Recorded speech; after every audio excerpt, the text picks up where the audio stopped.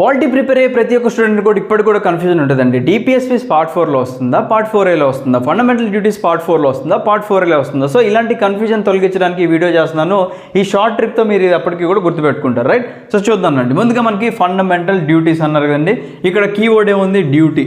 నేను మీకు ఏదైనా చెప్పాను అనుకోండి డ్యూటీ, మీరు ఏమంటారు?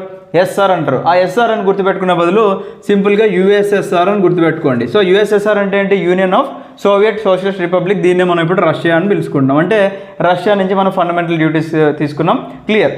ఎన్ని ఫండమెంటల్ డ్యూటీస్ ఉన్నాయి అది కూడా మేము కన్ఫ్యూజ్ అవుతున్నాం. అంటే సింపుల్గా ఈ ఫండమెంటల్ అనే పదాన్ని మీరు కౌంట్ చేయండి. 1 2 3 4 5 6 7 8 9 10 11. సో ఓవరాల్గా మనకి 11 ఫండమెంటల్ డ్యూటీస్ ఉన్నాయి. అసలు ఈ ఫండమెంటల్ డ్యూటీస్ మన కాన్స్టిట్యూషన్లో ఇనీషియల్గా ఉన్నాయంటే లేవు, అమెండ్మెంట్ ద్వారా తెచ్చుకున్నాం అనమాట. ఏ అమెండ్మెంట్ తెలుసుకుందానండి. దానికన్నా ముందు ఏంటి, పార్ట్ 1లో మనకి Indian union and it's territories ఉంటాయి. పార్ట్ 2లో మనకి సిటిజన్షిప్ ఉంటుంది. పార్ట్ 3లో ఫండమెంటల్ రైట్స్ ఉంటాయి. దీన్నే మ్యాగ్నా కార్టా ఆఫ్ ఇండియా అనుకున్నాం. పార్ట్ 4లో మనకి DPSPs ఉంటాయండి. ఓకేనా? దీన్ని ఎలా గుర్తుపెట్టుకోవచ్చు? రోమన్ నెంబర్ 1 2 3 4ని ఆల్ఫాబెట్స్లో కన్వర్ట్ చేస్తే ABCD అని వస్తుంది. కాబట్టి ఈ 4th ప్లేస్లో D ఉంది కాబట్టి మనకి DPSPs అని గుర్తుపెట్టుకున్నాం. ప్రీవియస్ వీడియో చేసుకున్నాం ఆల్రెడీ. ఈ 4A అంటే ఇక్కడ పార్ట్ 4కి పార్ట్ 5కి మధ్యలో 4A అనేది యాడ్ చేశారనమాట. అంటే అమెండ్మెంట్ చేశారు.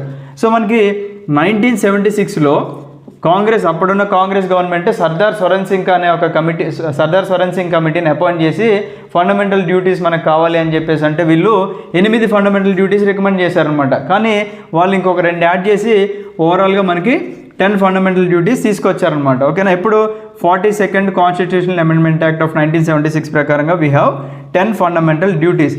కాకపోతే మనకి 86 కాన్స్టిట్యూషనల్ అమెండ్మెంట్ యాక్ట్ ఆఫ్ 2002 ప్రకారంగా ఇంకొక ఫండమెంటల్ డ్యూటీ యాడ్ చేస్తే ఓవరాల్గా మనకి 11 ఫండమెంటల్ డ్యూటీస్ అయిపోయినాయి అనమాట, రైట్? మరి దీన్ని ఎలా గుర్తుపెట్టుకోవచ్చు?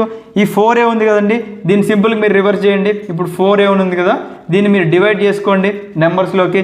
ఇక్కడ 1 ఉంది, సో 1. ఇక్కడ 5 ఉంది, సో 15A. దీన్ని రివర్స్ చేసి 51A అని మీరు కౌంట్ చేసుకున్నట్లయితే మనకి ఓవరాల్గా 51A అనే ఒక ఆర్టికల్లో వీ హ్యావ్ 11 ఫండమెంటల్ డ్యూటీస్. గుర్తుపెట్టుకోండి, మనకి సపరేట్గా 11 ఆర్టికల్స్ లేవు, ఒకటే ఆర్టికల్ ఉంది, that is 51A.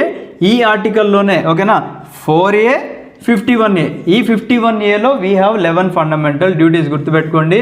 And fundamental duties same మన DPSPs లాగా they are non justiciable in nature అనమాట. Fundamental rights are justiciable in nature, right? So ఇలాంటి మరిన్ని వీడియోస్ కావాలి అనుకుంటే మన ఛానల్ని ఫాలో అవ్వండి.